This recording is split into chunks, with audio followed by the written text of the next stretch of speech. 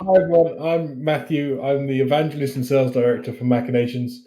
I joined the team earlier on this year. It's an incredible platform, and I'm really looking forward to showing you and hopefully getting you all familiar with how to use Machinations. So, a little bit on my background.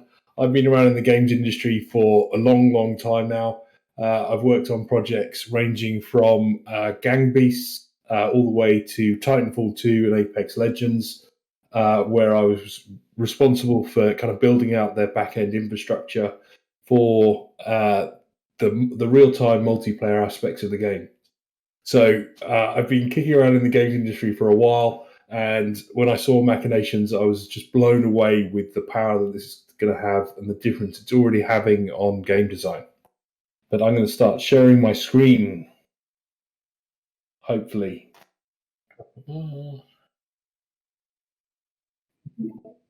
There we go. Can you see my screen? Fantastic. Has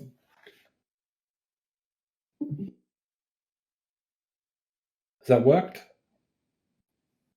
Perfect. So I'm going to give you the agenda I've got for you today is I'm going to go through a little bit of background on what Machinations is, and then I'm going to take you into the tool. I'm going to show you a quick example of what you can achieve with Machinations. I'm then going to walk through a bit of our 101 session to show you all exactly how to use Machinations and what the platform does. And then at the end, I'm going to wrap it up and I'm going to walk you through the deconstruction of the Hades game that we did recently during today's webinar, actually, earlier on today. So, what is Machinations? Let me set the scene and tell you the challenge that game designers face in the industry. Jump back 20 years ago, the way in which people would release a game, it would be you'd shrink wrap product, you would build the game, you would ship it, you'd fingers crossed somebody might play it. If they did, you'd make a sequel. Grand Theft Auto, great example. You had Grand Theft Auto 2, 3, 4, 5, and so on. What's happening now is players want to engage with that content for a much longer period of time.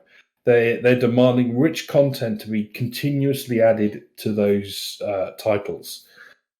So we really are now in the era of games as a service. We've seen this with World of Warcraft and the constant iterations and evolution that game's gone through, all the way to Candy Crush having to constantly push out new content to keep players engaged.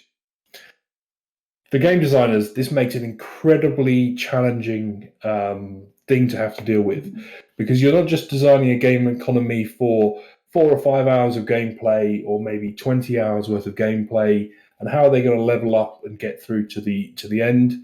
You've got to think about what a player's progression and economy system is going to be like across potentially years worth of gameplay. You also have to be able to constantly iterate and test changes, communicate key mechanics with other members of the team. It's no good just being a game designer and thinking that everyone's going to understand what your game mechanics are. You really need a way of being able to express and show them what these game mechanics and how they're going to be implemented inside a game. And also, you need to be able to see what the impact of one change is going to be across an entire player journey. Games can be incredibly in depth and can really have a big impact. So, as you've probably seen, there are a bunch of ways that you can go about designing a game. Whiteboards, people will stand around whiteboards and kind of design player journeys, player flows. You might use PowerPoint. You'll come up with some concept art. I don't know if you, depending on what you've been taught, you'll probably at some point look at some unbelievably, ridiculously huge spreadsheets which try and calculate the game economy and the game progression. The most common way that people really try to get into the game balancing type process is by starting to build the game in the engine and try to iterate on it and try to test out what the impact of any balancing changes are as they go through and actually build the game inside the engine. Does that feel right? Does that feel wrong? And they'll go through it that way. That can be incredibly time consuming, and really it's all about people using the wrong tool for the job.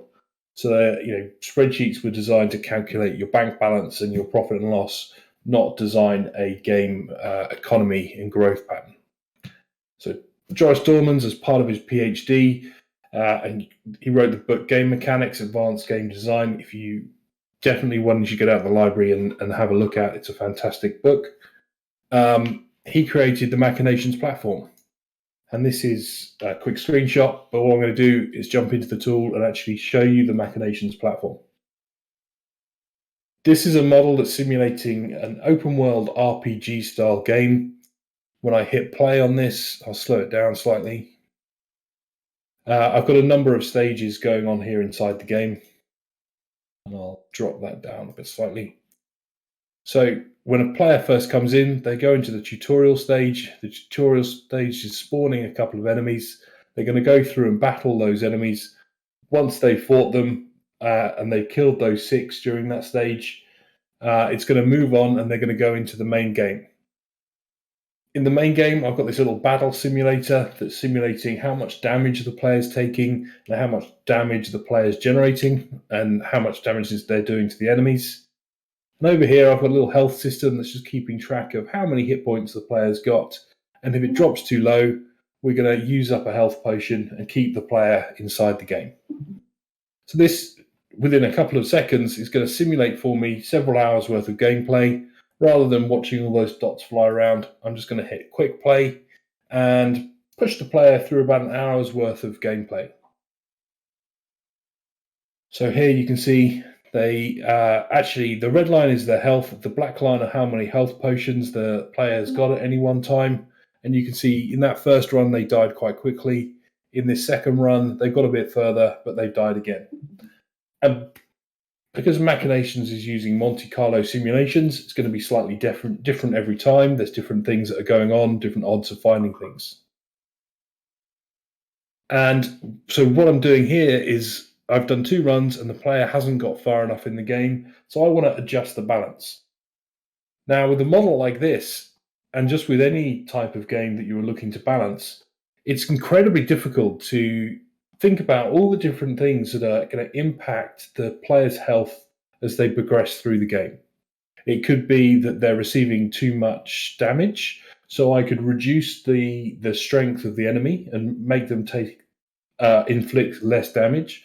I could reduce the health of the enemy so that the player could kill them faster, and I could get through so I don't take as much damage by reducing their health. I could increase how many hit points the player's got so that they can take more damage. I could change the amount of health that they're receiving from each health potion so they need less of them to get through the game. I could change the recipe costs and say, actually, I'm going to make it really easy for the player to craft some of these. But just in this instance, I've got a mechanic here where the player's finding different items when they kill an enemy, and I'm going to increase the odds of them finding health packs inside those when from item drops from the enemy. I'm going to change it from 0% to 50%, and I'm going to hit quick play again. So one of the incredible things, and I know I'm kind of rushing through this part quite quickly, is that when you kind of walk through one of these models and when you've kind of built one of these models, it's really quickly to understand where each of those variables are and what you can do to influence and change the balance of the game by making small adjustments to those drop rates or to those percentages or to those stats inside the game. Now, as you can see, the player's gone through, and in their first run, they ended up with well over 100 health packs at the end. So I probably over-egged it, and they've now got too many health packs. This second run, definitely they're finding a huge number of health packs. So now I've gone too far. Now, that's not to say that's good or bad, but as a game designer, I can now make a really informed choice on what sort of game do I want to create and what sort of game do I want my players to experience. It might be that them having plenty of health packs and not having to worry about dying is a good thing. We're going to challenge them in some other way. But if I really want to get to a point where I want to find that fine balance of the game, I can now simply take that same percentage. 50% is way too high. I'm going to make it 5%, and I can test my game balance again. So within a couple of minutes, I can iterate very quickly and see what the changes in any of these variables will be, and see how they'll impact the player journey across a large period of time without having to go to Q&A and retest the balance of my game. That time, my player got further, but it looks like they died. Their health dropped to 0. We'll try it again, see how far they get with it at 5%. Now, one of the reasons this is incredibly important is for me to take a build of a game and send this off to QA or go through and do a play test myself. This could be a couple of hours worth of gameplay. And when you're in a studio and you've got tight deadlines, you're under crunch, and you need to be able to get your game produced quickly, going through that iterative cycle of testing one set of criteria and then testing another set of criteria is incredibly time consuming. And in game design, that type of time is often a massive luxury that you don't have access to. So being able to do these sorts of things inside Machinations first makes a massive difference. Now, I'm getting weird chat type noises. I don't know if that means that there's someone trying to ask me questions. Maybe. I don't know how to see that. Where do I click?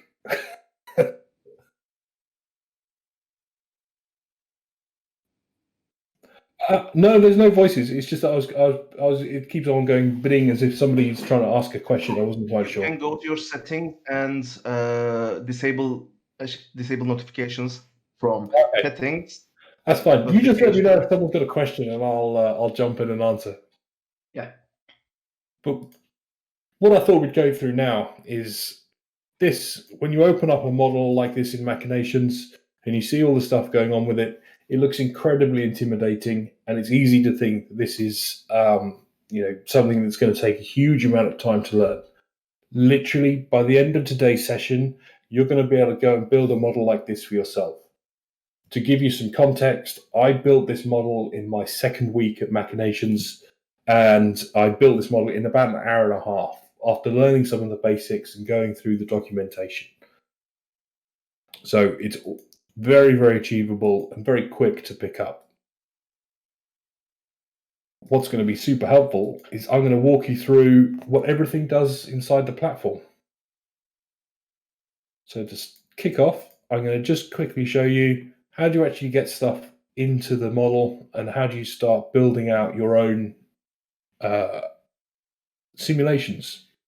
So the first thing I'm going to do is just show you how you can put objects in. So simple as that, you can grab them from the left-hand side and drag them onto the screen and drop them down wherever you want them. As well as being able to do that, you can also, if you've got an object highlighted, you can double-click one of the other objects and it'll put it onto the canvas for you with a connection. You can carry on doing that for as long as you like, and you can create great big chains quite quickly. If you want to, you can hold the Shift key, and that'll put a object in upwards. You can then hold both of them, Control and Shift, double click, and it'll put it to the left. And if you don't hold either of the buttons, if you just hold the Control button, it'll then put the next item down. So you can quickly start zipping around and adding lots of different resources. The other thing that you can do is using the connection arrows. If I hover over a object, you see it's got these little arrows coming off of it. I can click one of those and it's going to put the same object again, but just in the direction. And if I need to, I could hold down the mouse button and drag a connection into another object. So you can quickly start to navigate your way around and use these shortcuts to create your models nice and quickly. I quite often won't do those sorts of things. I'll do it manually. I'll grab an item, I'll drop it on the board. You'll see that when you're placing an item, it comes up with these little alignment tools to help you keep everything nice and in structure. And then grab a connection, and draw those arrows in manually. But let's talk you through what each of these different objects are. Today, over the next kind of 45 minutes or so, I'm going to walk down each of these different objects and really explain in detail what they all do. So when you're building your models, you'll know exactly which ones to use for different purposes. First up, we have sources. Sources are an upward pointing triangle. They increase resources. When I hit play, you'll see that my automatic source here is feeding resources out of it into a pool in this case. If I click on it, on the right hand side, you'll see the properties. Pretty much everything inside Machinations has these 4 activation states. So we have passive, interactive, automatic, and on start. My passive activation state, I should say, is just going to sit there and wait for something else to trigger it. So when I hit play here, you'll notice it doesn't do anything. It just sits there quite happily waiting for something else to influence it. My interactive nodes, when I click on them, they're going to fire their resource, and they're going to create that resource and push it on to the next object. My automatic state is going to send one resource across each time. And the bottom one here, the 4th activation state, is on start, where it's only going to trigger its action during the first step of the simulation. So when I hit play, it sends one resource across, then it'll just sit there waiting passively to be triggered. Now that we've got some resources, we're going to look at drains. So drains, that downward pointing triangle, that's where we're removing resources from our simulation. So just as we had with our sources, we've got 4 activation states. The first one is passive. You'll see even though there's resources for it to drain, it's not going to do anything. Here's my interactive one. I can click on it, and that's going to pull one resource over and drain it. My third one there, automatic, it's going to drain one resource each step. And again, on start, my start characteristic is just going to pull one resource over in the first step, and then it's going to stop and it's going to wait. As well as drains having these different activation states, you'll also see this action here of pull any or pull all. These drains have all been set to pull all. So when I hit play, again, you'll see our passive drain is just going to sit there waiting and not do anything. Our interactive drain is going to wait until there's 5 available. So now there's 5. If I click on that, it'll pull those 5 over. If I click on it now, you'll see the connection flash, but it's going to wait until there's 5 resources available before it pulls them across. And here, where I have 5 in there and automatic, every step is trying to pull 5 across, but because they're not there, it's flashing orange to say they're not available. I'll keep trying. One important thing to note is if I had this set up as pull any with 5 on the connection, still going to pull across 5, but it's going to pull up to 5 each step. So if there's any in there, it's going to pull it over despite the fact there's not 5. And as always, we have our on start activation where it's only going to try and perform its action on the very first step. So drains are a great way to simulate just about anything that's removing resources out of the game. That could be a player spending some coins to buy something. It could be the player taking damage and their health points being reduced. It could be just about anything where you're thinking about reducing the number of money or currency or health or just about anything out of the game. These are incredibly important in free-to-play games, and you'll often hear designers when they're talking about free-to-play games in terms of, are there enough drains on the currency? And this is what they're talking about. They're saying, is there enough to take reduce the economy and stop a player just accumulating hundreds of thousands of coins that they can't spend anything on? Next up, we're going to talk about pools. So now we've seen how to bring resources into a Machinations model. We've shown how to take them out. Let's do something with them while they're in there. Just as we've seen before, you're going to see this all the way through these 4 activation states. So here it's passive, so it's not going to do anything. This one's interactive, so when I click on it, it's going to pull resources across from the source, you'll notice that all of these sources are passive. So this is an example, it's a passive source, but the pool is pulling resources out of that source. Here with my automatic pool, with pull any, it's pulling one resource across each step.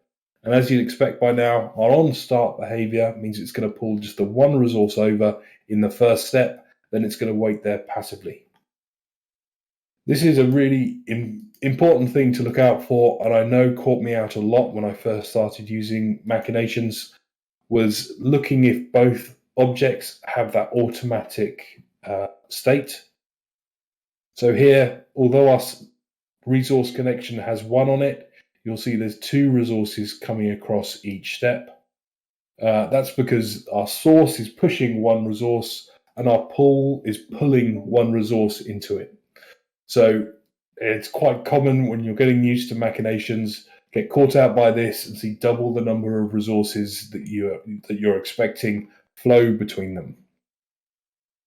As well as pull any, we can also push any from a pool. So this is where they're going to push resources out of them into the next object. You'll notice when I hit play on these, because there isn't a connection coming out of these pools, they're going to get grayed out when we're trying to run the simulation, and it's going to come up with a warning label of why it's not working. So in this case, it's missing the input resource connection or trigger. So there's nowhere for it to send anything, and it doesn't matter what you do, if you've got this set as push any, there's nowhere for it to go, and it's going to give it this grayed out state. So let's try push any again. This time I've got some sources with that on start characteristic to push some resources into these pools. With my interactive node, when I click on this, it's going to push it. With my automatic one, it's going to push it each step. And with my on start, because those resources weren't in that pool on start, it's not going to do anything. It's going to sit there passively. This is important because on start literally means only the first step of the simulation. It's not going to wait until it can do it and trigger it once. So just as we saw with drains, as well as being able to do pull any, we can also use the pull all function on a pool as well. So here it's passive, it's not going to do anything. Here we've got pull all but interactive. So this is going to pull 5 resources across each time I activate it. Then it's going to wait and won't trigger when I try. Important to know with these interactive states that even though I've clicked it, it's not going to wait until there's 5 and then pull them. It's only going to attempt to do that pull on the next step after I've clicked on it, and then it'll just sit there passively again. Here's our automatic pull all pool, which is waiting till there's 5 resources in the previous pool, and then it's pulling them over in those groups of 5. Just as we saw with drains, if the drain is set to pull any with 5, it's going to pull up to 5. So you'll see here it's pulling one resource across each step. And again, our on start characteristic, there weren't 5 resources there at the first step, therefore it's not going to do anything, it's just going to wait until something else triggers it. With push all, exactly the same characteristic as before. Now we've got our push all pools in the middle here. If I click on this interactive pool, it's not going to do anything, but you'll see it, the connection flash. Waits till there's 5, and then it sends 5. There we go, we can do it again. And our automatic push all pool, it's going to wait till there's 5 and then push them over. And the same with on start again, it's only going to do it during the first step. Couple more things to show you about pools, and then we'll move on to converters. The first one is, you'll notice as we've been going through and the numbers of resources have been ticking up, on the right hand side here we're seeing the numbers, on the left hand side here we're seeing the actual resources. Once it goes over 25, it will then start to show the number. We can change this in the properties panel by changing the display number. So on the right hand side one here, I've set the display number to -1. That means anything larger than -1 is going to show the number. The reason we set this to -1 rather than 0 is if I set that to 0, it would be an empty pool, and then once it started receiving resources, it will show a number. If we want to show the 0 in there as well, we can just give it a -1 to show that characteristic. The last thing to show you that you can do with pools is our block overflow. So this pool has got a capacity of 4. When I hit play, it's automatic with pull any. Therefore, it's going to pull 1 resource across each step. Once it gets to 4 in that pool, it's going to stop and it's going to block those resources from coming into it. The other characteristic that we can do here is rather than block, we can use drain. This pool, once it gets to 4 resources, any more resources that come into it are going to get drained out of our simulation. So it's a really important way of kind of controlling different mechanics and economies. If somebody receives more of an item than they can carry, are they going to be drained? So that could be a player's arrow quiver. If they've got 20 arrows and they find another arrow and the quiver can only hold 20, is that extra arrow is just going to be drained out of the game. Again, important to note with those push and pull characteristics, here I have a pool that's pull any. The next pool is push any. That means there's actually nothing to move resources between these two pools. So this means that it's going to make it difficult to count how many resources we have here. Now, I've got a little quiz, and you can do this. I don't have a funky interactive way of asking this question, but the challenge here is how many resources will this pool have after 3 steps? 3 different answers. It's either 3, 6, or 18. You can mark yourselves and let me know how you did. So we've got an automatic source, we've got an automatic pull any pool, and we have an automatic pull any drain. We've got 4 resources on this resource connection. We have 2 on this one, and we have 1 on this bottom one. So let's have a look. Keep your answer in your head. After 1 step, we have 8 resources. The trick here is that because both of these are automatic, it's doubling up that number. So 8 resources are going to come across. Next step, we're going to have 13 resources. We gained another 8, but we lost 3 through these connections. Third step, you'll be ahead of me. We've got 18 resources there. So pat on the back if you got that right, because it's a bit of a trick question to catch you out. And I'm going to have some more of these as we go through our other objects. Up next, we have gates. Gates are incredibly versatile, and they're typically used to distribute resources or show different options and different chances. As with all the objects we've seen so far, we've got the 4 different states on each of these: passive, interactive, automatic, or on start. You'll see when I click on this, it's pulling in 1 resource out of the source and popping it into the pool. Our automatic gate is pulling that across each step, and our on start characteristic is pulling it through just 1 resource at the very first step of the simulation, and then it's sat there passively waiting to be triggered by something else. It's important to know that gates all work during the same step. So here we have 4 different gates. The resources are moving through those at the same rate as if they were just going directly from the source to the pool. So one automatic object can push resources all the way through multiple gates, and you'll see that these pools are filling up at the same rate.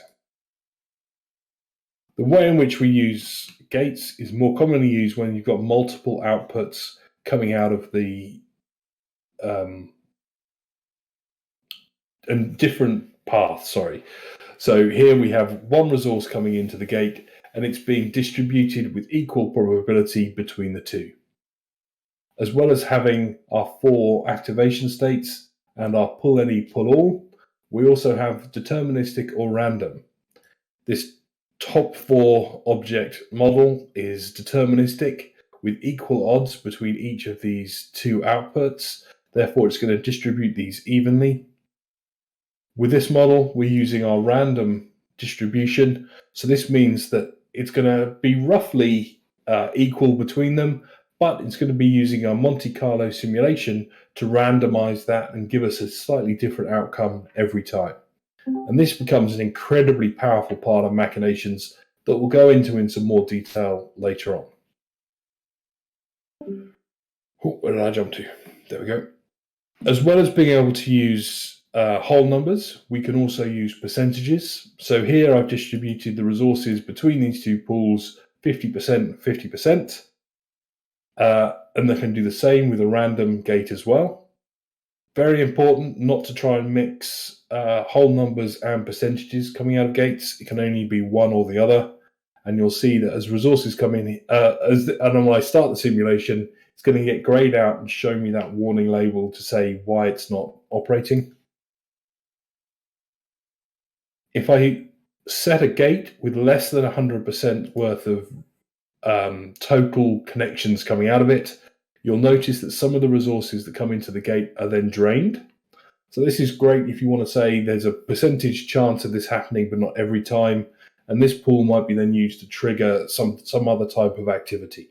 So it could be you open up a chest and that chest could be empty. It could have something in it, and you're awarding the player with those resources. Well, they're not going to get something every time. So we can do this type of activity where it's less than 100% to represent something like that. And here we've got over 100%. When it's over 100%, it's just going to use that as a ratio. So because these are both 100%, it's going to distribute them 50-50 between those two pools. This is really helpful if you're doing things, and I'll show you this in the Hades example later on, where we're using this type of mechanic to turn different player paths on and off, and we don't want to lose any resources, so we put everything as 100%. So if you total up all of the outputs of a gate, we probably have 1,000%, but it's still going to give the same type of odds of 1 in 10 across 10 connections. As well as being able to do pull all, here's the same model, but this time we've got a pull all as well as a pull any.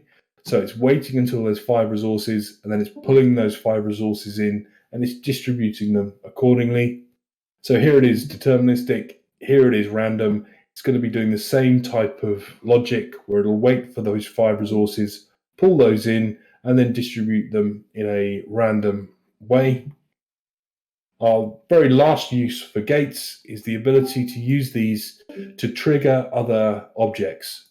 So here we have some passive sources. We have an automatic gate. We're using some state connections, which I'll discuss more later. This is then going to trigger these different sources to produce resources. And again, that can be done deterministically or randomly. I think I have a fun challenge. Yes, I do. So here's a question for you. How many resources will the pool have after 3 steps? 3, 10, or 30? So we have an automatic source, we have a deterministic gate, and then we have a pool. That's how many we want to know will be in there. And then we have the second option coming out of the gate with a 1 on it going into a drain. And we've got a 2 going across there. So the question is, how many resources will this pool have after 3 steps?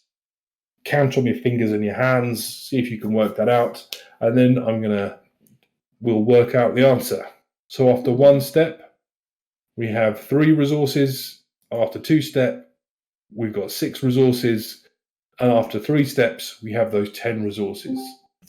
This is really important. And the reason it's 10, not another number, is that because it's deterministic, the gate's actually going to remember how many resources went through it in the previous step. So it's actually going to keep to those exact odds of 2 to 1. So there's a 2/3 of the resources are going to come over here. Well, if we've got 5 resources coming in each step, that means that after 3 steps, we've got 15, 2/3 of 15 to 10. So we know how many resources we're going to have in that output. Up next, so we'll talk a lot about gates later on, But gates are an incredibly versatile way. Anything where you're trying to distribute odds. This could be a gacha type system where a player's opening a pack. What are the odds of them finding different cards or different resources or different rewards? It could be used to simulate different player journey, in which a player is going to go through and take a different path.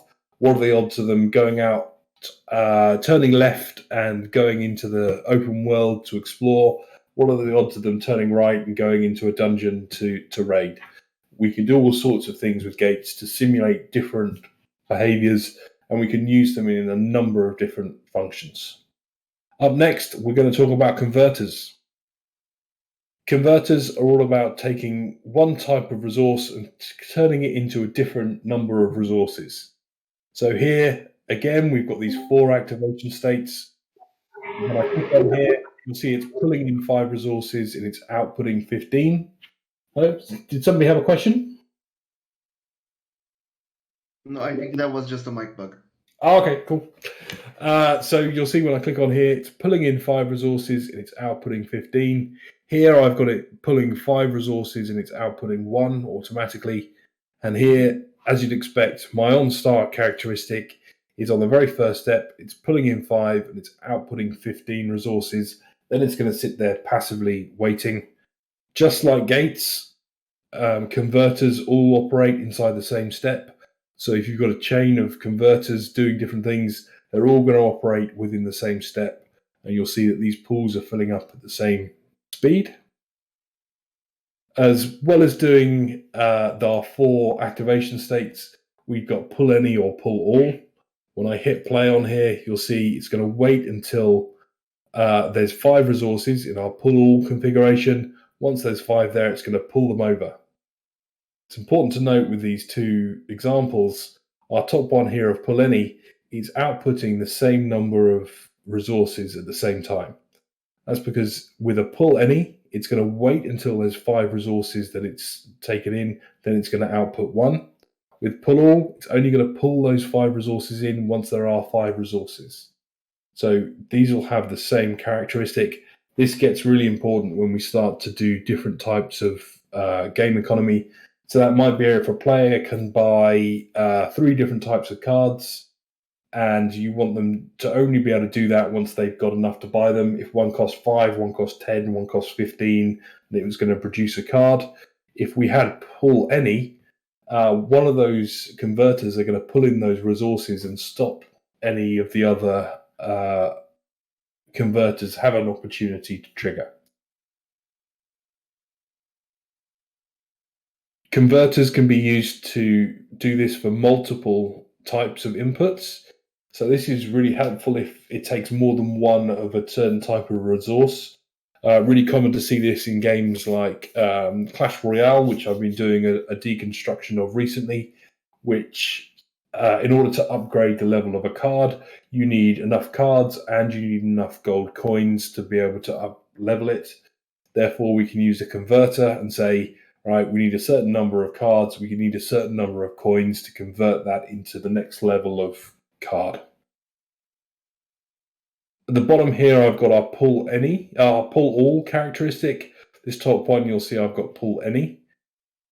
All of the rest of the settings are the same. You'll notice that this pool is only ever getting 1 resource into it, which immediately gets pulled over. With pull all, it's only pulling those 2 resources once there's 5 resources available in this top one. So this is a really good example of where that pull all or pull any characteristic is having a big impact on the simulation. It's important to note that converters can only have 1 outgoing type of connection. So if I hit play on this one, you'll see it all goes grey and it's saying that it has to have exactly 1 active output resource connection. One way you could do this is fire resources into a deterministic gate. So here, once I have 5 resources here, it's going to pull those 5 in, produce 8 resources, and then distribute them 5 and 3 into the 2 different pools. And I think I've got another fiendish question to ask all of you about converters. So here we have an example of how many resources are we going to have in this end pool after 3 steps. So I've got 15 resources coming across from an automatic source. We've got a passive pool going into a pull all automatic converter that's then going to go send one resource out into this pool. We've got a connection of 1 and we've got a connection of 3 going into the converter. So how many resources are going to be here after 3 steps? Let's have a look. Oh, we've got an answer of 3.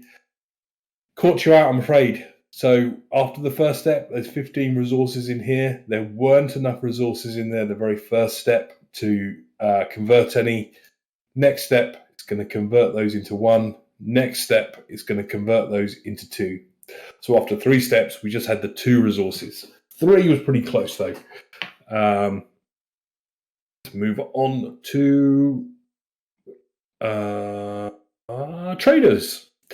So before we kind of talk about traders in general, there's one more aspect of sources that I didn't talk about before, which is this resource, where we can actually set different resources and different resource colors to come out of sources.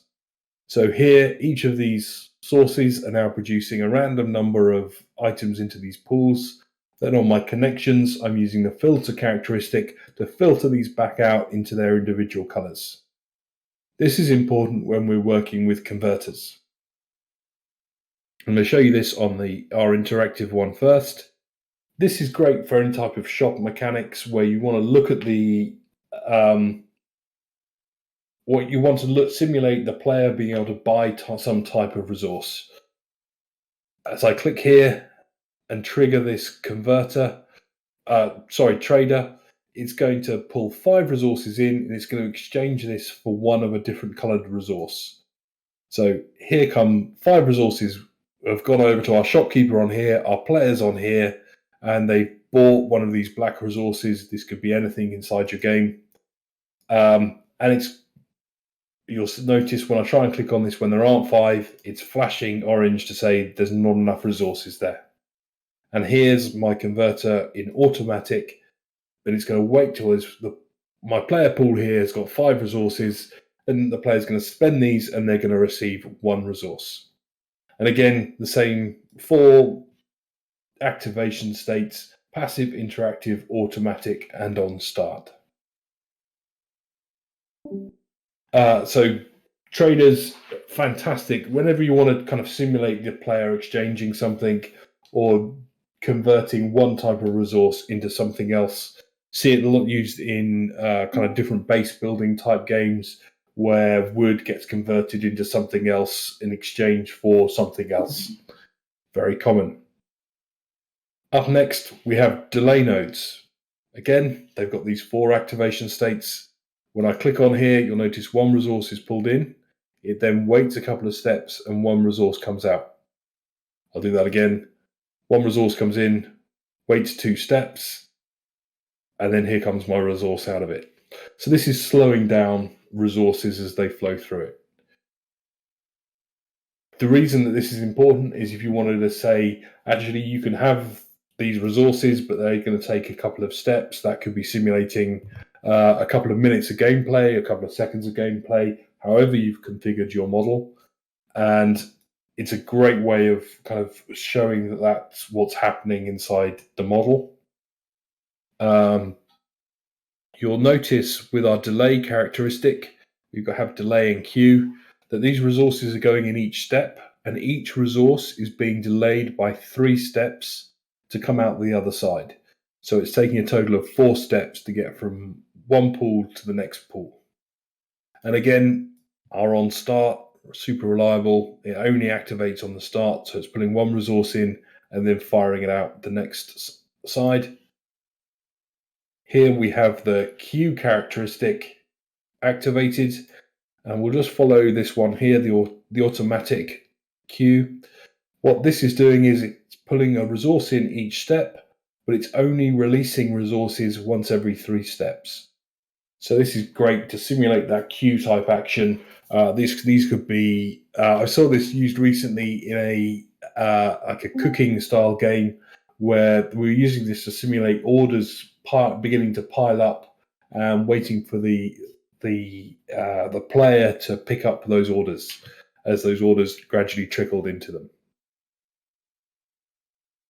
So those are our first bunch of objects. We're almost there, don't worry, we're doing well. Here we go. Up next, we're going to talk about connections. So you would have seen resource connections all over the place. Resource connections are the solid lines between any two objects. And resource connections move resources, perfectly simply. So as I hit play here, I've got a automatic source feeding a passive pool. I've got a label of 1 on here, so it's going to send 1 resource across each step. Here I've got a label of 5. It's going to send 5 resources across each step. If that label is completely blank, it's just going to send 1 resource across each step as a default. The other option that I can have here is, rather than having a number, here I've just got an all. So in this case, it's going to fire all of the resources from that previous pool. It's going to send them across. So simply by changing the label on these resource connections, we can make them do all sorts of different characteristics. Here are some examples of using randomization in this. This first one is D5. When I hit play, you'll notice there's between 1 to 5 resources. So D5 is representing dice. So that's a D5 dice. 1 to 5 is going to be the answer, and it's going to send that random number across each time. This can be great if you're simulating damage. Is a really common one. Damage might be between a couple of different levels, and it's going to show how much damage the player's receiving or dishing out each step. We can do things like multiply these. So here I have 3d5. Important to note that it's going to roll 1 d5 dice and multiply it by 3. It's not going to be 3 separate d5 dice. If I wanted to do that, I could do d5 plus d5 plus d5. And I can even do combinations of whole numbers and dice. So this is going to represent somewhere between 7 and 11 coming across each time.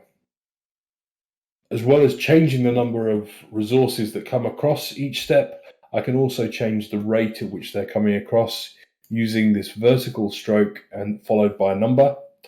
So with 1 vertical stroke 2, it's going to send 1 resource across this connection every 2 steps. With 5 vertical stroke 3, it's going to send 5 resources across every 3 steps. I could even combine that and say it's a D5, so it's a random delay between 1 to 5 that 5 resources will go across. As well as using whole numbers, I can use percentages, and I can say only 1 resource is going to come across here 50% of the time. There's a 2 times 25% chance of 1 resource coming across, and then I can get crazy and just combine all of these different types of labels inside the same label and say 1 plus d5 times 10% with every d6 interval. Makes it incredibly complex, and we're even going to show how these can get even more complicated to simulate different characteristics using state connections. Now, state connections, there's a number of different ways that state connections can be used. First up is with node modifiers. So node modifiers always go between 2 pools. You'll see here, when this pool receives a resource, we've got a +1. It's going to put +1 of however many resources there are in here in that next pool. Here, we're using +5 rather than +1. So for every resource that comes into this first pool, I'm getting 5 resources in this second pool. We can do things like -1 and say for every resource that comes in here, we're going to take off something.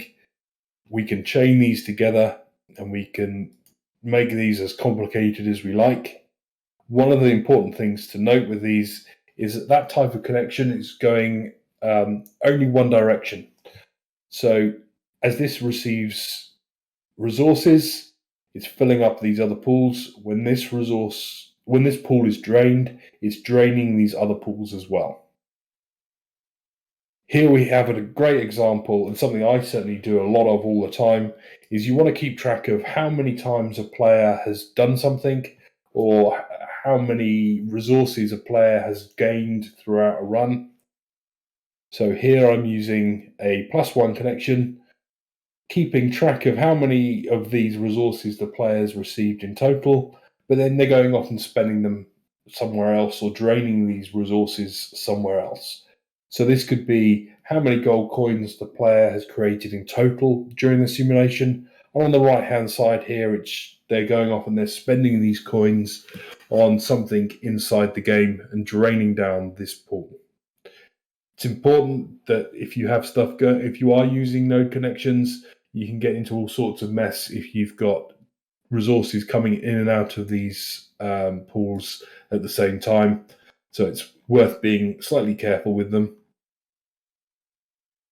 Also, node modifiers only work on pools. So trying to set up a node modifier into a gate, you'll see it just gets grayed out and it won't work on a gate or a converter. These state connections can also be used as label modifiers. And this is purely done by pointing a state connection at a label. So I simply grab that state connection, point it at a label, it'll snap onto the label. I can move the label around and that state connection will follow it so you know what it's connected to. Here, when I press play, we've got one resource coming across. Now that we've got some more resources in here, you can just about see it if I move it slightly. This rate is being influenced by how many resources are in this pool. This can be really important if you are simulating damage, for example, and this is how much damage the player is receiving, and it's gradually increasing and intensifying as they go through a game, and we're going to use something to show that damage is increasing throughout the simulation. As well as doing +1, we can do +5. Here, you'll notice I've even started with a 0. It's waiting till there's one resource there. Now it's beginning to pull down resources, and it's increasing by 5 each step to simulate that. We can do -1, which will gradually slow down the amount of resources as well. So we can get very flexible with how we can use label modifiers to adjust different characteristics. Here we've got +1i. So this is going to increase the interval of resources coming between these. So if I move that label slightly, you'll see that it's started off with just 1. Once this pool started to receive resources, it's then said, actually, we're now going to +1i, +2i, and slow down the resources coming between these connections. We can do that the other way around and say we'll do that with -1i, which will then speed up the resources coming between these connections. And as you'd expect by now, the flexibility of Machinations means we can do all of these things at the same time with multiple state connections going into a resource connection label.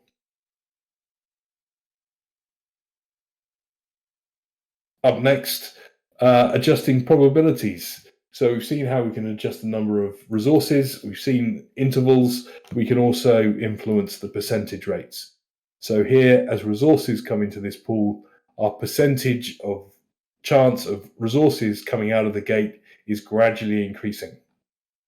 We can do that +1%, -5%, minus a number, and it will adjust that accordingly. You can see here this has jumped up quite quickly to it's almost 100% chance of resources getting through there now. A couple more things to show you with state connections. The next one are conditions. How am I doing for time? I'm all right, I think. So with conditions, here I'm using a greater than 0. You'll notice that this is grayed out. Once this receives a resource, this means it's more than 0 in this pool. It's going to allow resources to flow here. So when there's 0 resources in there, it's not going to work. Once there's one resource, it's then going to allow it to flow. We can do that. One of our students asked what happens if it exceeds 100%. Oh, if this is 100%? Mm-hmm. Well, actually, because we've just got the one resource coming in there, it's just going to mean there's 100% chance of the resource coming through. So anything larger than 100%, the system's going to just look at that as 100% and apply ratios. So if I were to have multiple connections out of this pool, and I could just do that for you right now. If I were to have this like this, give this one a 90% chance, hit play. Resources are going to come over here each time. We're already above 100%, but it's just one resource coming in here, and we're gradually going to increase the chances of resources coming into this right-hand pool. And eventually, once this gets much, much higher, it's then going to mean actually a lot higher chance of resources coming in here. So they're both 90%. This now means that it's basically equal chances. We've gone past that now. There's now more chance of resources coming into this right-hand pool than the left-hand pool. Hopefully that answers your question. Yes, thank you. Pleasure. So with conditions, we can do just about anything. Here's a great example of equals 2. So now that it's equal by 2, it's turning it on. The second it went over 2, it turns it off again. We can also do greater or equal or even ranges. So using 3.5, this connection is only going to be available when we have the number between 3 to 5 here. You'll notice, this is important to note, that it's going to be including 3 and including 5. So there weren't just one resource that came across when it was at 4. It's 3 resources that came across, so it's 3, 4, and 5.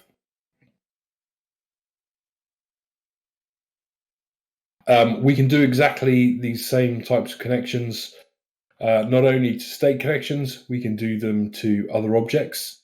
So here's an example. We're using a state connection to turn a source on and off. And you'll notice that all of the behavior between these two models on the left and the right are the same. All the way down. I'll start them again so you can see them. 1, 2, 3. Then they are activated again. And the same with the ranges. This is where, again, it's really important to pay attention to the activation state. Here, I've got a passive source, so that's great. It's being told that it's now available by this state connection, but it just means that it's going to sit there passively and wait for something else to trigger it. Whereas here, I have an automatic pull that's set to pull any. Once this is turned on, it will then start to pull resources. So in this example, between these two examples, this one's passive and this one's passive. This one's automatic, but it's going to have to wait until that one's allowed to operate by the state connection. There is a way to pull everything at the same time when it's activated, right? We just change the 1 to the max number we want. Yeah, absolutely. In fact, you could even put in here all, and if I hit play, you'll see this will fill up with some resources. 1, 3, 5. Next one. Boom. It's going to start sending infinity across. It's a source, so it's got unlimited number of resources available, so it'll send them.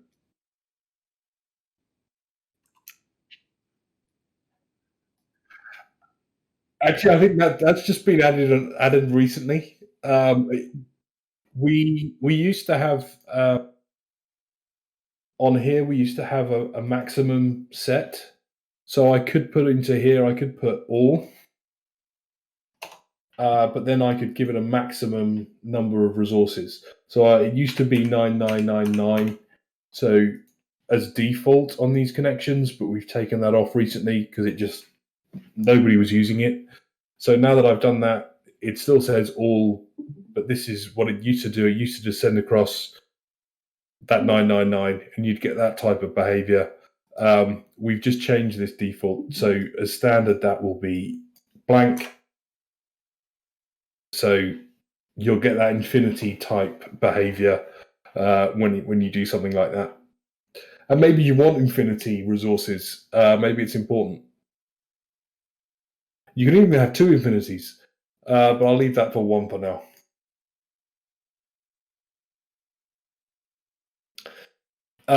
Here's just a crazy example. You can use these state connections to influence any other object.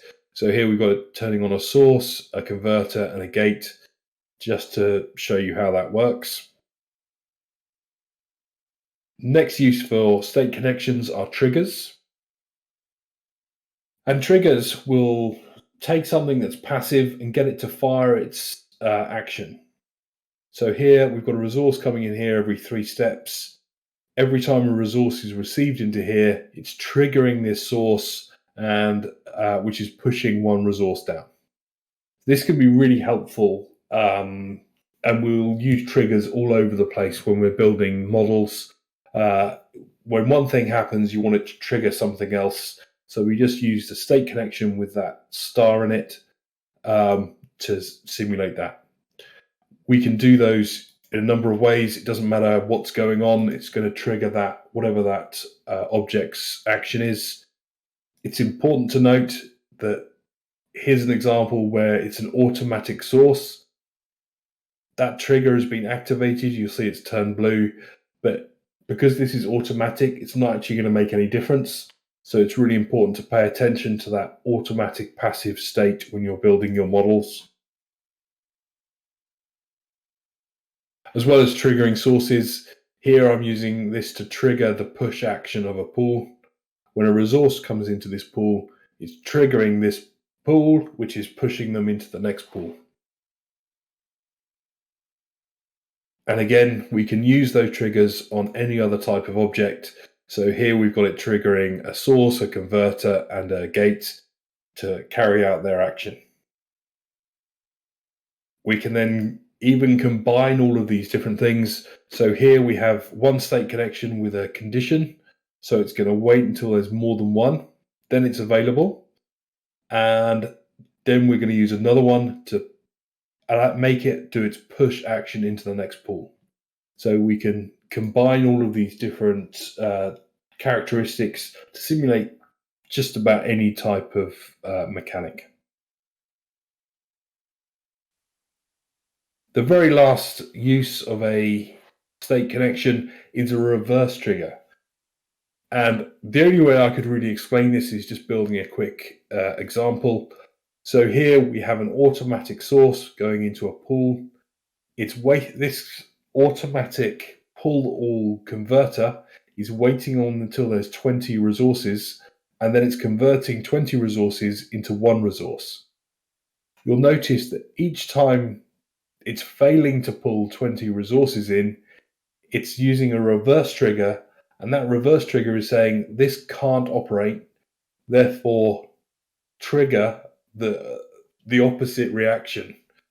So this is actually now counting how many steps there are between this converter being able to fire and complete its request.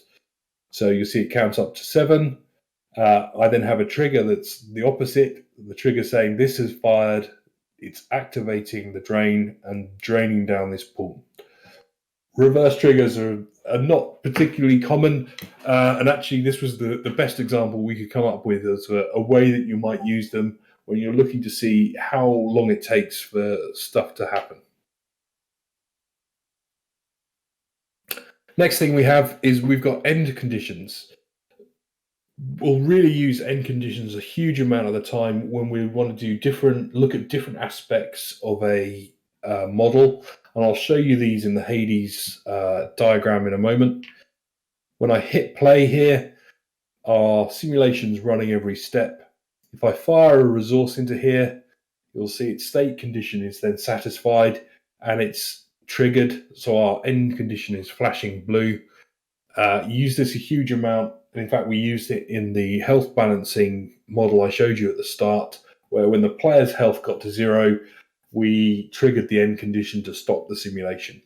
If you're doing multiple runs and you want to start a new run once the certain conditions met, You can use these end conditions just as you would any other type of conditioning with a state connection to end the simulation. So here, if this was my player's life, I'll drain it down and it's then stopped my execution. You'll see all my other stuff I've got going on has all stopped. Very last thing to show you, and then we'll get into some super cool stuff with Hades, are the registers. Now, registers are one of the most versatile things that we can have inside Machinations, and they'll do just about anything you want. So they've got full maths.js language in them. So inside the label, we can put any type of formula. Here, I'm just using it to add up how many resources there are in these three pools. As default, when you create a new state connection into a register, it'll give it letter A, B, C accordingly. You don't just have to stick the single letters. It could be a letter or a word, as I've wittily put here. On any of the connections, if you put something and then you put a colon, everything before the colon is just going to be used as a label. Really helpful if you've got some big diagrams and you want to say this connection's coming from your coins. You can write coins, colon, and then the number of resources you want to come across. So in the formula here, I'm adding up A plus letter plus word, and it's keeping track of how many resources I've got in those three. As well as using it to do simple formulas, they can also be in an interactive format. So here I'm using an interactive register, and I'm going to step that number up and down and influence the speed that resource is going. I can adjust what the initial value is. It's important to note my initial value here is 50. If I change this during execution and I mess about with it and I make it 230, when I hit stop, it's going to put it back to 50 resources. So if I want to change that initial value, I need to change it in the property setting, make that 40. Let's do a quick step, and then you'll see it's 40. We can do incredibly smart things with registers. So this is an example of a OR register. So just like a logic diagram, you've come across OR gates. So in this example, I've used the formula larger. So if A is larger than 2 or B is larger than 2, return a result over 1. And if it's over 1, I'm triggering this source to output my OR criteria. And we can do some incredible things with registers to create all types of different logic. Machinations is a full Turing-based language, so we really can create just about any type of logic with Machinations. So that's an example OR register. This is an example AND register. So now rather than using a plus between these two comparisons, I'm using a multiplied. Anything multiplied by 0 is going to be 0. Therefore, it's going to wait until both of these pools are larger than 2 to trigger that output. So there it is, it's just triggered it. So that's all the different objects that we have. I could probably spend about an hour just talking about registers. They're an incredibly versatile object, and you can do all sorts of different logic with them. I'm going to make sure that I post out all of these models to you all at the end of this. If at any point you've brain fried on how much information I've given you so far, you can go onto our website and you can see our webinars where we walk through this content and you can refresh your memory. What I wanted to do is just quickly show you something that's possible in Machinations. So this is the game Hades. I don't know how many people have played Hades, but it's an incredible game, lots of fun. The whole idea is you're trying to escape hell. Each run, gradually, when you first start playing the game, I know I certainly did. After the first couple of rooms, I died.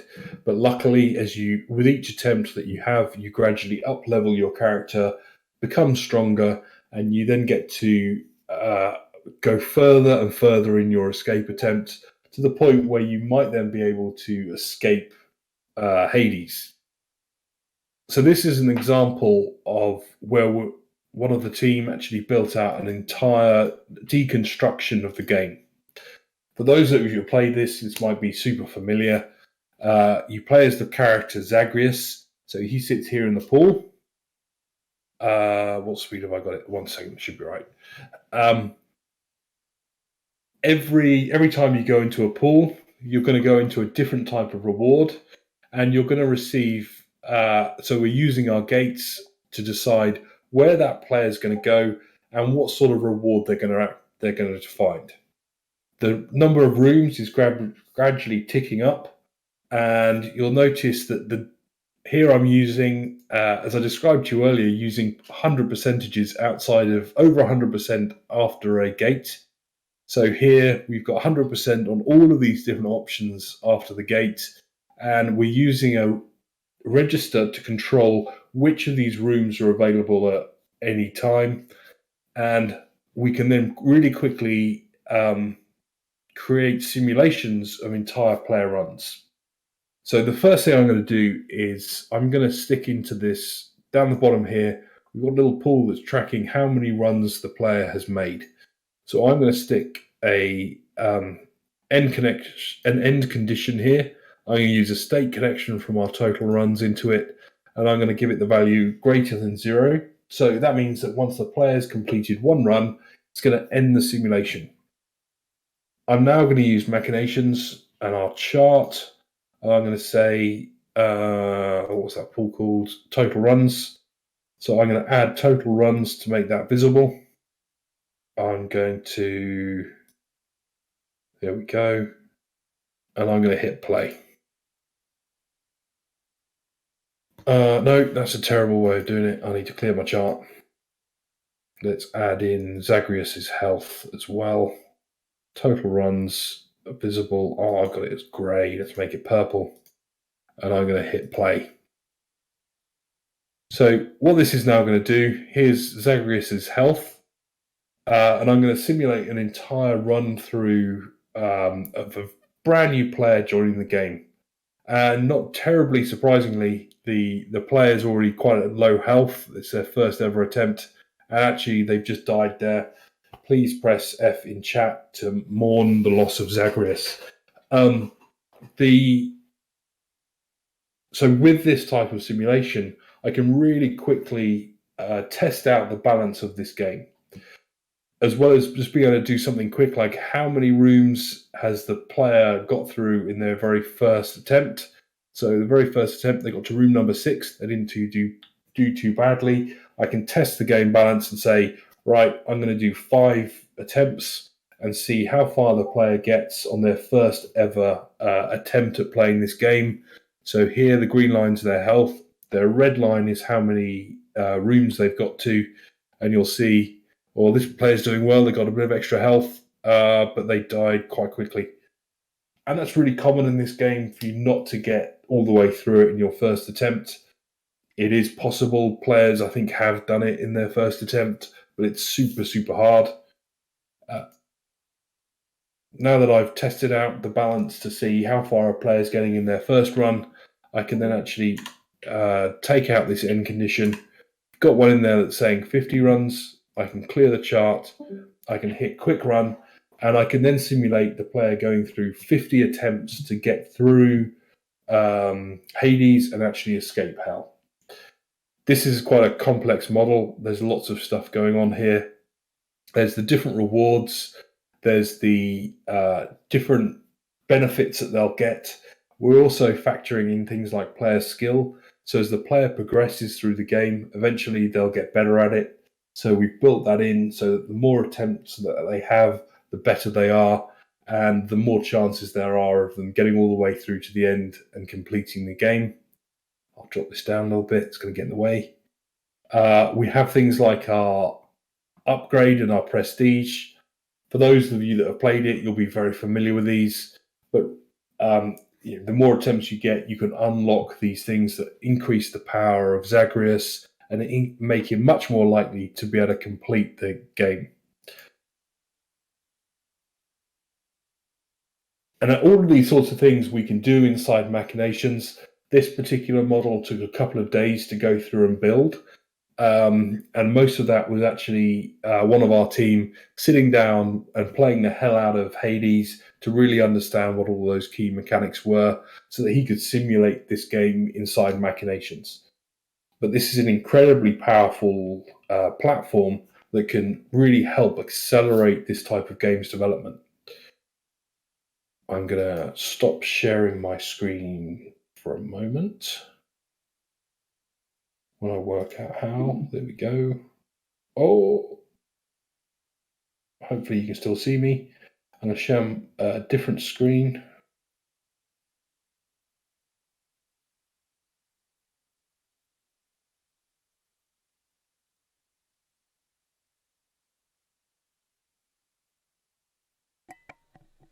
I'll just share my screen, that'll work. Yeah. So from actually, have I messed up your live streaming now that I've changed? I don't know. So what I've then done is from Machinations and from our model, I've then outputted this into an Excel spreadsheet and all of that data. So this is then simulating 17 different players going through and learning the game and trying to escape Hades. They've done, each attempt is then 50 escape attempts. On average, it takes about 30 minutes to make an escape attempt. So we've simulated over 25,000 minutes of gameplay. And that would equate to about 53 man days of QA and testing time that we'd be able to simulate quite quickly inside Machinations. So hopefully that's inspired you to understand why Machinations is incredibly important and why so many game developers are now picking up this platform. One of the things we've started to see, especially from publishers who are looking to invest in games and looking to produce games, is we're now starting to see publishers, before they'll greenlight a project or invest to fund its development, they're actually now beginning to ask for a Machinations model. So, it's great. You've got some fantastic ideas. You've got some fantastic artwork that you want to use to go out and get funding.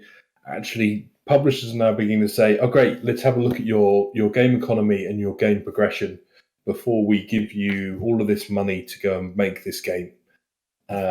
Machinations is an incredibly quick way of being able to say, "Look, here's our game progression. Here's our game model. Here's our game balance." Well before you go near an engine, and can then be used to accelerate the development time of a new title.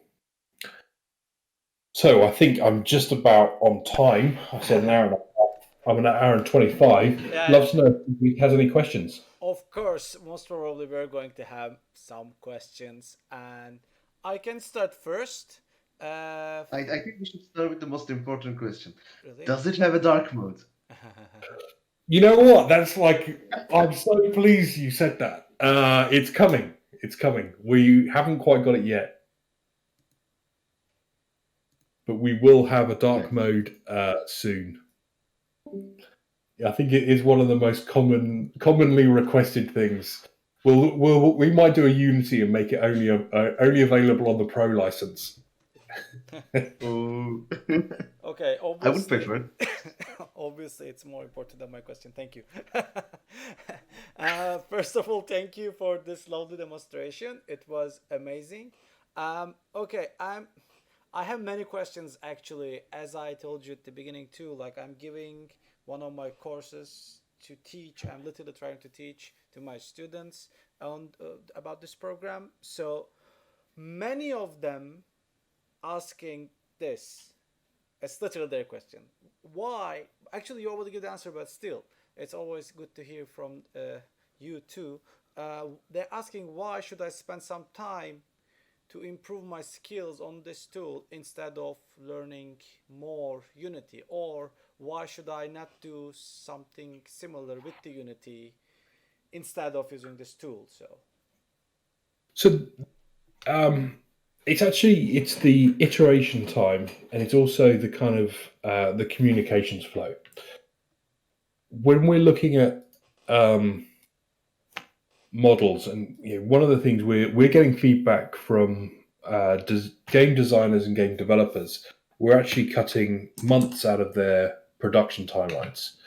And one of the key reasons for this is that that QA time to iterate on a test and to understand the impact of a change on a game's progression system, to go away and test that might take several months to go through that type of process. And actually, game developers now do not have the time or the budget available to test out a small change. And this could mean that actually a game gets launched which is badly balanced. I was talking to a developer just before this call, actually, and they've got a fantastic game. It's super popular. It's a free-to-play online and browser-based platform. And their game economy means that all of their top players will never spend any money in their game because their game economy just has inflation in it. And within 6 months of somebody playing the game, they've got no incentive to go and spend any money in the game. And it's not disastrous because they've got a popular game, but they're not monetizing anywhere near as well as they should. And a Machinations model would have solved that problem for them before they'd even gone into production. Also, the kind of time it takes, I used to run Unity in Europe before I joined Machinations. And the time it takes to learn something like Unity is, you might learn it in a month and it's going to take a lifetime to master.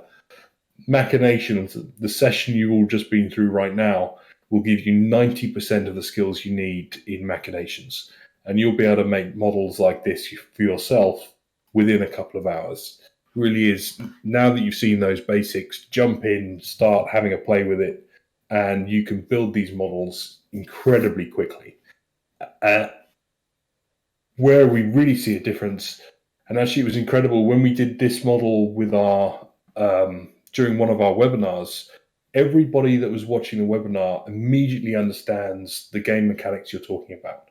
And you can chat through those game mechanics and say, right, what's the percentage chance of somebody discovering an item? And that's something you're going to program directly into Unity when you build the game. But you can go through and you can have these types of conversations about how you want the game to feel. Do you want it to be really tough on health? Do you want it to feel really easy and you're going to challenge the player in another way? And being able to do this in an interactive model means that you can, it's kind of like whiteboarding on steroids. You can go through and you can iterate and you can play with these models and really have a sense of what it's going to be like for the player to play it without having to spend 2-3 weeks, months, just getting to that point of being able to do that inside Unity or Unreal or anything else. Okay, thank you. I hope they all hear that answer. Any questions? So, by the way, I have a couple of questions, obviously, and if there any questions, Volkan, you are checking the chat. Yeah, actually, Matthew can also check from live Q&A. There's a 2-step question, and I think reading it might be better for him. Oh, it says something live. Oh, live Q&A. Okay. Oh, I found it. No dark mode, I'm afraid. Are there situations where Machinations fails to simulate the gameplay? How precise the results when they are compared to reality within the release of the game? Fantastic question. Thank you so much for asking that. That's a really good one. Actually, I think this Hades model is the perfect example for you.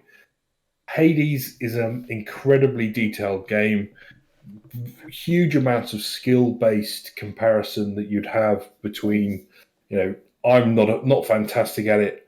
I will jump in and I will play the game. And in my first run, I think I got to level room 4 or 5 or something.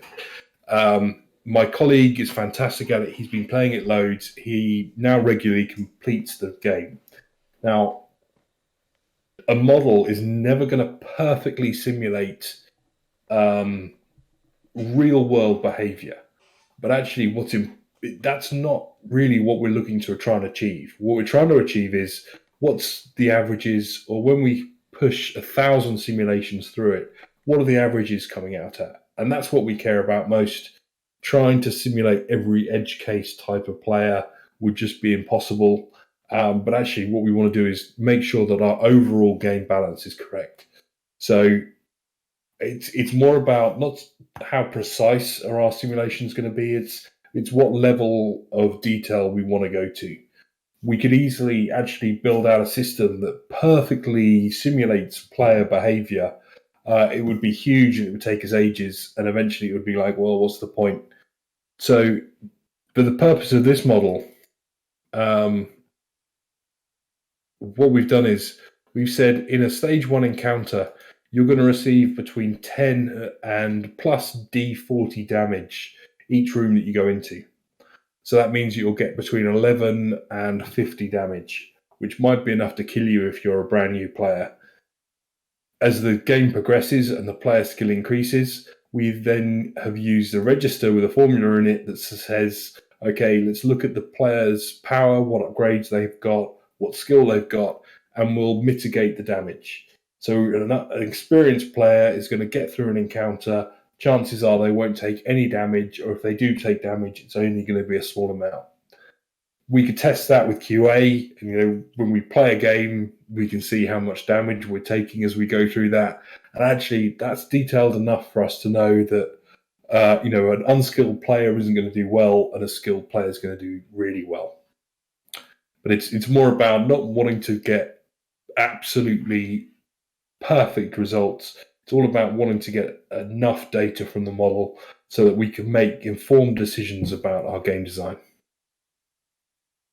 Hopefully that was quite a long answer, but it's a great question. Yeah, thank you. It was nice. Yes, thank you so much. And what happens to desktop version of it? Like in the past, and sometimes I have having struggling with the online version. Sometimes it was clashing and etc.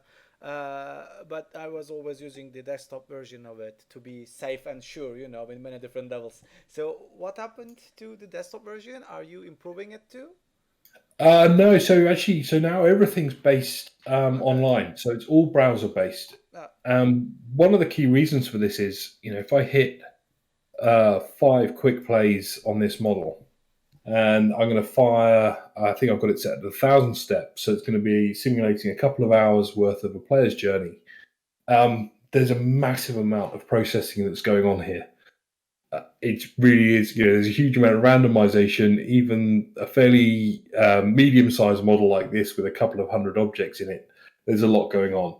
And so all of this processing is done up in the cloud, where it can be done much faster than trying to do all of these on your local machine. Just doing 5 might not sound too bad, but actually, if you want to get real statistical data from it, you might want to do 100 simulations. And at that point, it gets a bit much to be doing 100 simulations on your local machine and smashing your processor for large periods of time. So we've taken everything to the cloud, as most things are now. It makes sense. Yeah, I'm an old school user, I have to ask this kind of stuff. Yeah, I mean, maybe we will again in the future, but I think for now, just doing everything in the cloud just seems to make a lot more sense. Okay. And it just makes it a lot more accessible. And maybe we should also mention about the library feature too, because it has a library and it already gives some pre-construct structures to improve your knowledges, and then you can save some other diagrams and calling them diagrams. So maybe it would be also useful. I don't know. Absolutely.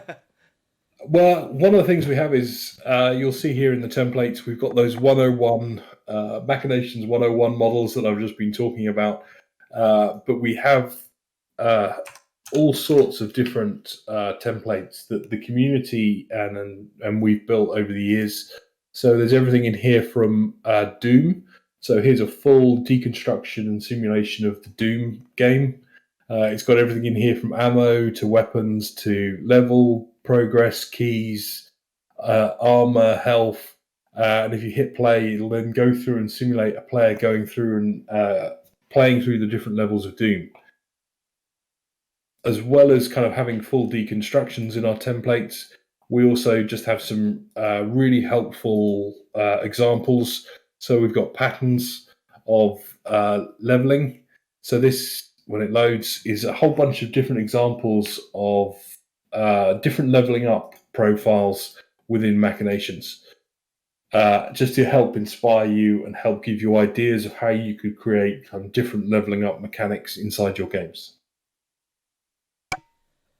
Thank you. By the way, it is really nice to mention about the Doom, like a FPS genre game, because at the beginning we were using that book, the Advanced Game Mechanics, if I'm not mistaken, the book Yeah. name called. We needed a new book, digital or Yeah. physical, I don't know. Please do something about that too. It's getting a little bit old. It was pressed in 2013, if I'm not mistaken. It's But really hard to get a copy now as well. Hopefully, you've got some in your library because yeah, you I can't have. buy them. I have. Good. uh, so apparently we're going to see that in eBay soon enough.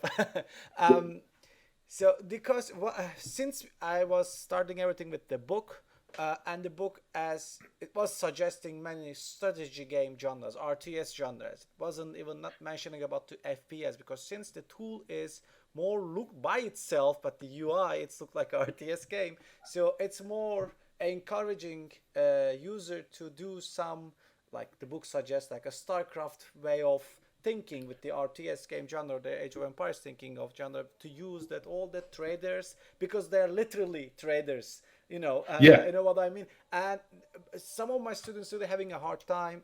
They had a hard time in the past. Now they are more agile about the situation. But many people first thinking that, okay, this tool supposed to use on the RTS or maybe roguelike dungeon crawler genre, but it is not actually. But could you enlighten us a little bit more about that situation? That let them understand that we can also make a FPS game or TPS game. Absolutely. I mean, you just got to think of Machinations um, as the way to test game mechanics, and this could be anything from a first-person shooter. Here's a idle cookie clicker game inside Machinations. But the whole idea here is you can use Machinations and the 11 objects that we've walked you through today to build absolutely any type of game mechanic and game logic to simulate gameplay. So here I can go through and I can buy a cookie, I can buy a farm, I can buy a grandma, whatever it is, if I've got enough coins. And it's all about understanding what that progression is going to be like. How much damage does a gun do when you fire it? How quickly can you fire it? How much health and damage does an enemy do? You can use this to say, okay, if it's a rapid fire machine gun, how much damage does each bullet do? How many bullets are going to hit the enemy? How long are you going to have to shoot at that enemy to kill them, or whatever that is? You can do all of those sorts of quick calculations inside Machinations and use that to help guide your game design process. But the really important thing is, we had a talk on Clubhouse recently about whether or not game design is art or science, and it really comes down to you have to have both. You've got to have your gut feel, and you've got to use how are you going to make that experience for that player.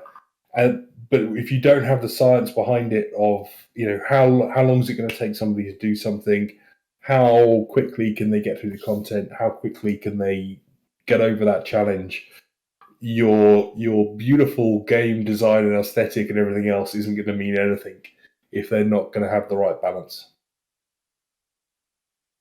Okay, thank you.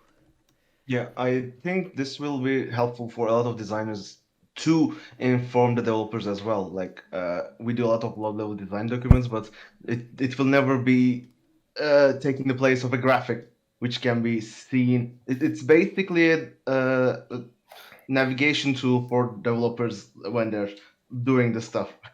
Yeah, absolutely.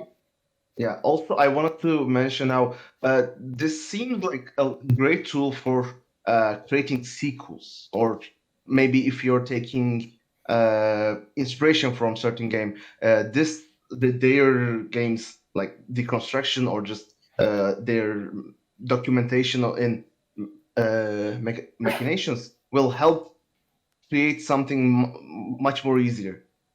Absolutely. And actually, what we're in the process of doing right now is we're looking at kind of evolving Machinations into the GitHub of game design, we're calling it.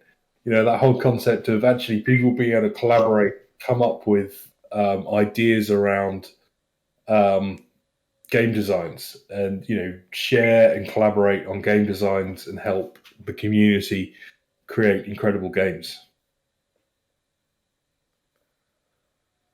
Do we have any actual example of that right now? By the way, like has there any been developers that just came and said like we need this construction, or like we had made this game and could you deconstruct it so that we can create a sequel for it? I don't think we've had that exact example, but we do. I mean, we do regularly have kind of people coming in and kind of creating content and publishing their community on our site. There's all these templates that are available.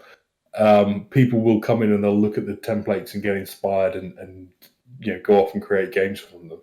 Like our ambition is that somebody makes one of the games we talk about in one of our webinars. Someone goes off and makes it into a real game and are super successful with it. So fingers crossed.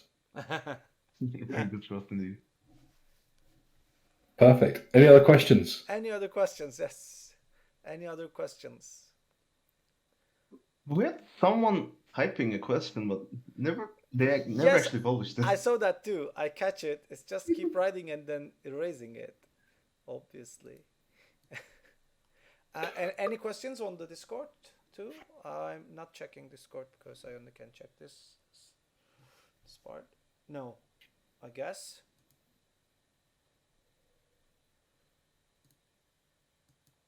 Perfect. Okay. Well, it's been absolutely great. I'll make sure that all of these models that I've shown today, I'll make sure you've got the links to them so you can go in and have a play. Be sure to check out our webinar content if you want any more guidance or inspiration on what we're doing. We do that same 101 session every couple of weeks. So if you not sure and you want to go through it again, please feel to come and join us in our next webinar as well. Yeah, thank you.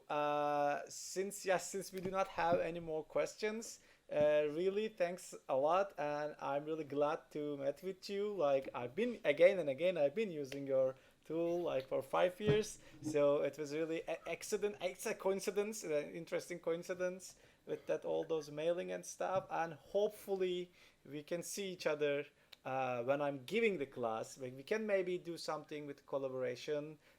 Something different. I would like to share with you what my students did in the past. So, absolutely.